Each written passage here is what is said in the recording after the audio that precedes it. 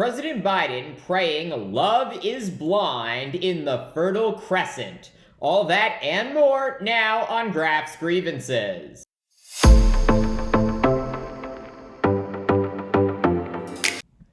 For the past 4 years, it has consistently been one of the top 10 most watched shows in 50 countries around the globe. Its latest season rocketing to the top of the charts in the United States just last week as millions of fans clamored for new episodes to drop.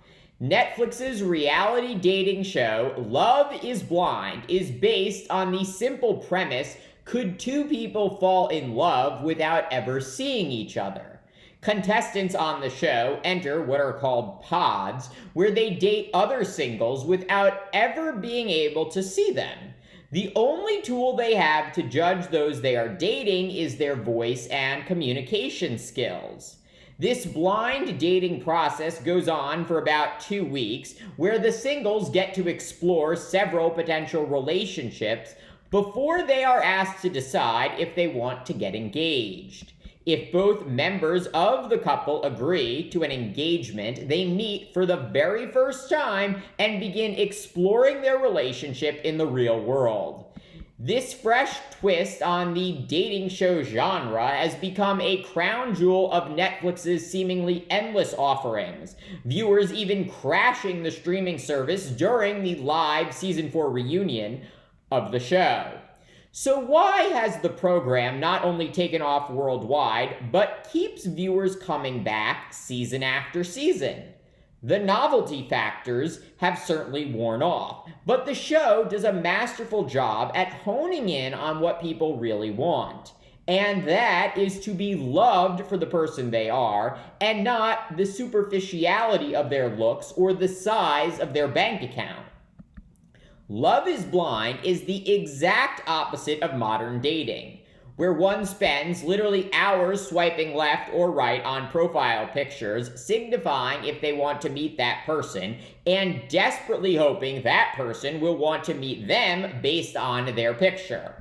I, like many, know this depressing reality all too well, yet am admittedly not sure I would have the courage to be a contestant on Love is Blind. Looks matter, right? But that is the point. For most of us, looks do matter, but they are not everything. Love is Blind reminds its millions of viewers worldwide to not be so judgmental and immediately write off someone because you think you may not like something about them. Instead, take the time to get to really know who people are before coming to a definitive conclusion about them. This rather simple principle is to great detriment out of practice in today's politics worldwide.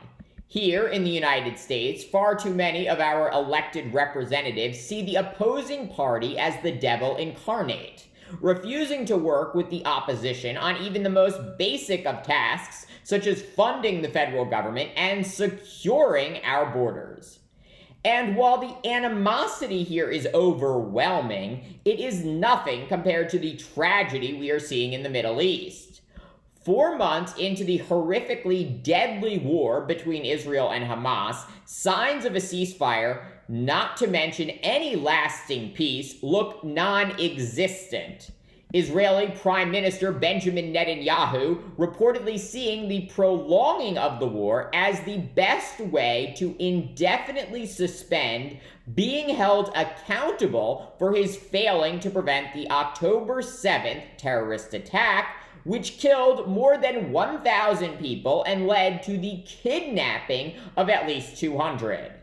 Meanwhile, Hamas is demanding that Israel end the war, which has now killed tens of thousands of Gazans, as part of any deal to free the remaining 130 Israeli hostages. This war, a microcosm of the much larger, nearly century-long fight for a Palestinian state next to Israel. Israeli politicians continuously rejecting Palestinian statehood over what they say are security concerns. Such intransigence not keeping Israel safe, but resulting in the deadliest attack on Jewish people since the Holocaust just last year. This stark reality that Israel's approach to the Palestinians has only brought repeated terrorism to the Jewish state appears, if ever so slightly, to be resonating with more Israelis. Netanyahu, who has made opposition to a Palestinian state a centerpiece of his nearly 2-decade-long rule, is now more unpopular than ever, with just 15% of Israelis reportedly wanting him to stay in office after the war is over. In addition, the New York Times now reporting that thousands of Israeli reservists returning from the front lines of the war are organizing for political change, repudiating what they view as the extreme polarization in their country under Netanyahu, including his attacks on the country's independent judiciary, his plans to resettle Gaza with Israelis, and his harsh criticism of anyone calling for a ceasefire. These Israeli reservists providing hope to so many of us who believe peace is possible in the Fertile Crescent if a majority of Israeli and Palestinian citizens can recognize their common humanity and not hate each other because they have different religious beliefs. Love might not be blind, but as funny as it might sound, the show's worldwide popularity gives me faith that mutual respect is possible. Thank you for watching Graph's Grievances. Let me know what you think. Please like, subscribe, share. It really helps me grow this channel. I look forward to seeing you next time.